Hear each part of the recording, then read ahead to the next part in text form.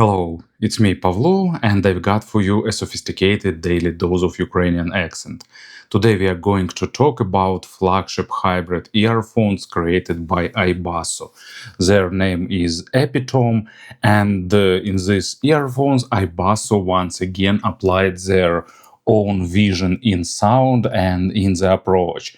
So they did engineering masterpiece with 20 balanced armature and electrostatic drivers per side. Of course, it's not a cheap setup. Their price is $3,500, but still taking into account that it's iBasso, it all sounds really interesting and exciting. So let's have a closer look. Of course, iBasso did their best to provide you with a premium unboxing experience. So first you see this black cardboard box, but it's kind of just transport packaging to protect the main internal package. And it's a box made of pleasant soft touch leather, and inside we getting this can, we getting box on top, we getting additional case. So everything is really nice packaged, velvet inside, so looks great. What we got in each of these different compartments. So here goes earpieces themselves. Probably main idea that you will throw away this insert and just will use this can to store earphones. Here you getting cable and replaceable connectors, so you getting 3.5 millimeter, 4.4 millimeter, and the USB Type-C with some built-in DAC chip. And also here in box I'm expecting tips, probably. So lots and lots of tips. Anything else? Let's dig in. Another alternative cable probably, and bunch of different papers. That's it. So as you can see, accessory set is pretty wide. So different tips, won't be opening all these packs, foams, silicones, different shapes, sizes, and so on. At first, shells of Epitome looks dull, but impression really changes when light shines on them, because iBasso found some interesting glitter-like powder to fill the shells underneath the surface, and it changes colors and gives really interesting kaleidoscopic effects. I'm not sure if camera shows that, but sometimes it's kind of greenish, sometimes more like burgundy color with different waves. So it looks really interesting and mesmerizing. On the faceplates, they decided to go for such interesting effect. To me, it reminds butterfly wings, but probably everyone will find some own associations. Shells are pretty big, and that's unsurprising. Each earpiece contains 20 drivers inside, but they have nice ergonomic shape, and they fitting great into my ears thanks to this classical shape. Everything is really smooth and pleasant. Spouts made of metal, they have a lip for holding the tips, and interesting thing, you can see that they have 5 different bores for different frequency ranges, some of them with additional filters, so something really interesting going on inside of these earphones. And here is a venting hole.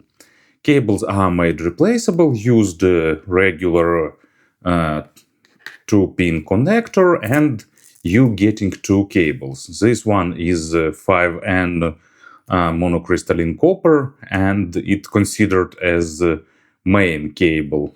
So here it is. It's pretty traditional, classic, with ear hooks in the silicone insulation. Nice, pretty soft splitter and chin slider. So basically just familiar regular cable, and you can unscrew this part and change the connector. And of course you can replace it and put back. As usual, take a look at these triangles or notch and groove inside. So, but also as a bonus, iBasso put here this cable made of silver-plated wire, and it looks like some kind of audiophilic rope.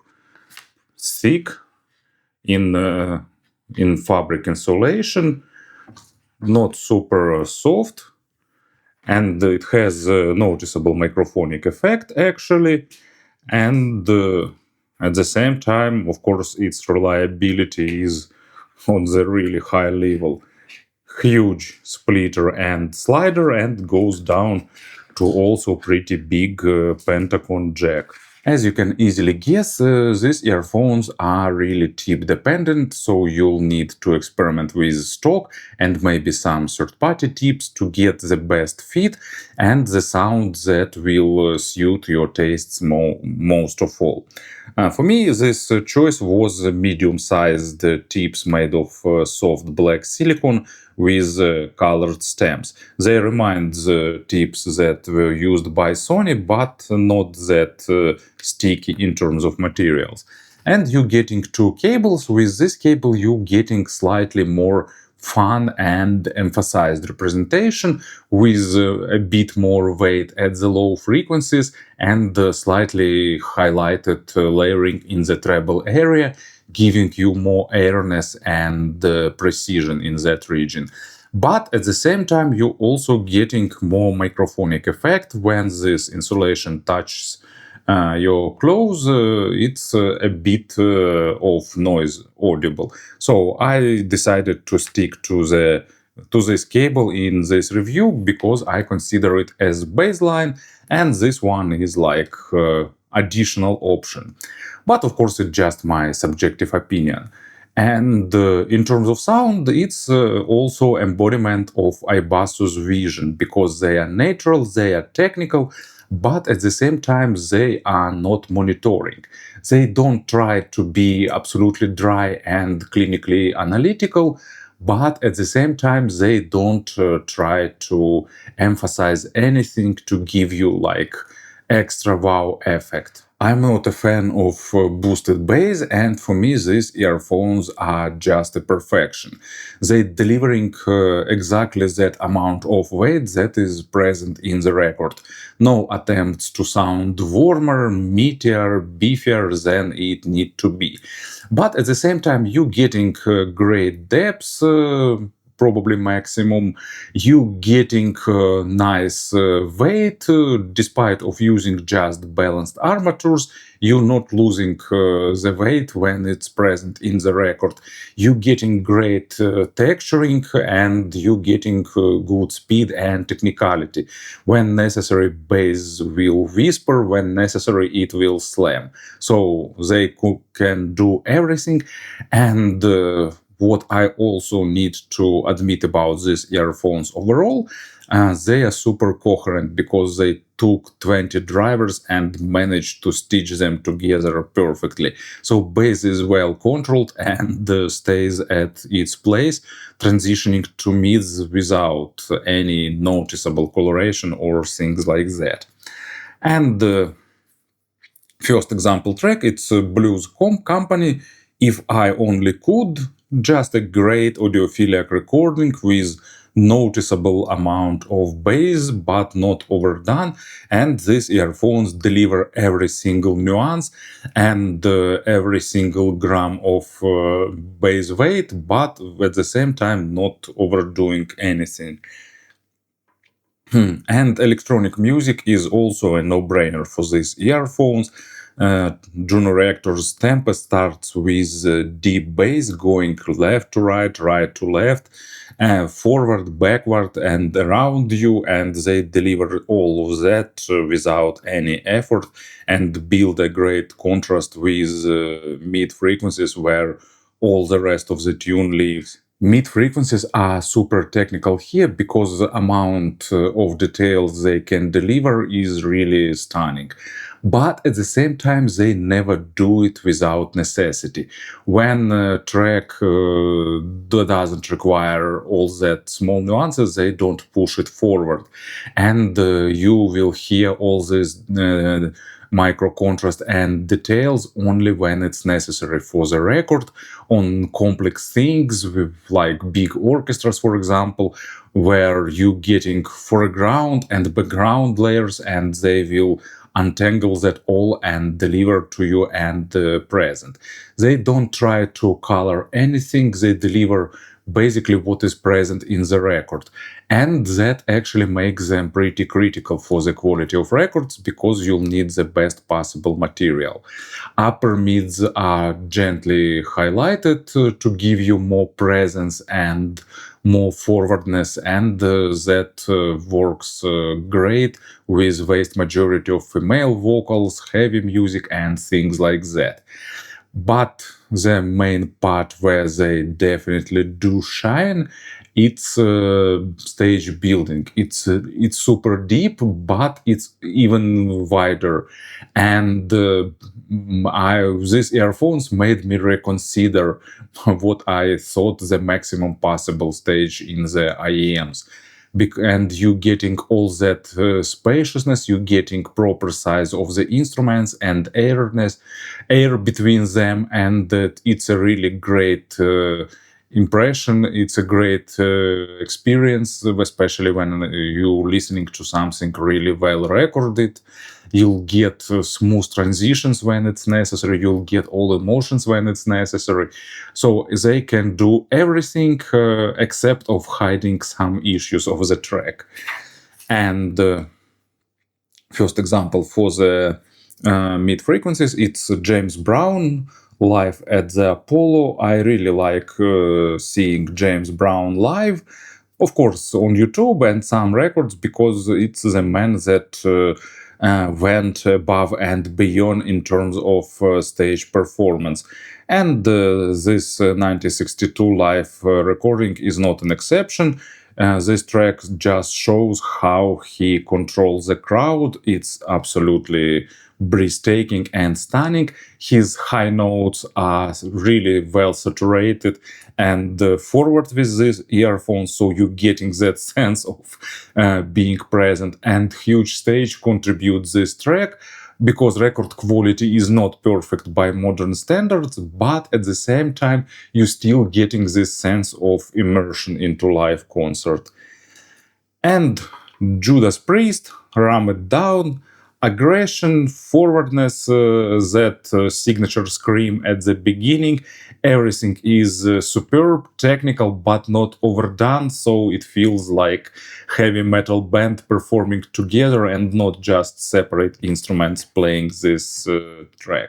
And of course, high frequencies continue this showcase of acoustical engineering. What else we can expect for earphones like that, taking into account 8 electrostatic drivers? Extension is close to maximum possible and maximum audible by human ears. They have proper attacks and decays. They have great detalization. They have superb layering.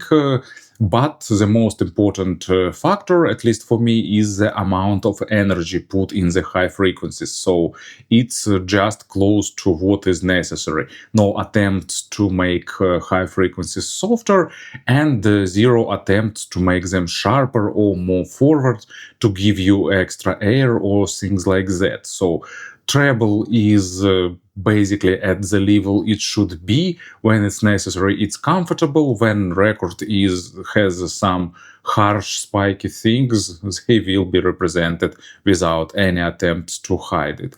Instead, you're getting all that things that great treble gives you, all that fading overtones, all that rich, saturated instruments, all that sense of audience when records are great. All that things are present and preserved. And first example for the high frequencies, it's Miles Davis 1 and 1. Really great eclectic track. I like such type of music, and a lot of things going on here. Some effects, instruments, trumpet goes to high frequencies really noticeably, and all that things requires really technical treble, which these earphones deliver. And Burdened by Opeth, probably the greatest ballad in the history of metal, absolute perfection in terms of instrumental play and vocal presentation, and all that nuances are also preserved greatly by these earphones and delivered to you. Earphones are not hard to drive, and also they are not overly sensitive to be picky for the background noise, but of course they require absolutely great technical performance of the source, and unsurprisingly they have a great synergy with iBasso own players and decks. But at the same time, of course, with other technical sources, they will play great too.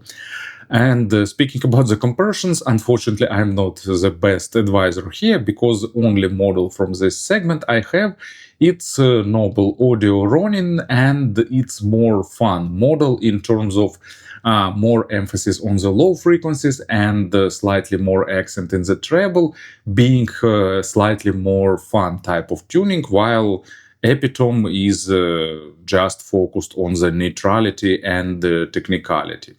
Overall, of course, in this segment, choice is absolutely taste-based and subjective, and I definitely highly recommend you to listen to any earphones before buying. But iBasso's Epitome will be a great fit for those who like iBasso's signature sound, or just looking for the high-end earphones with a huge stage and great technical performance and not colored sound.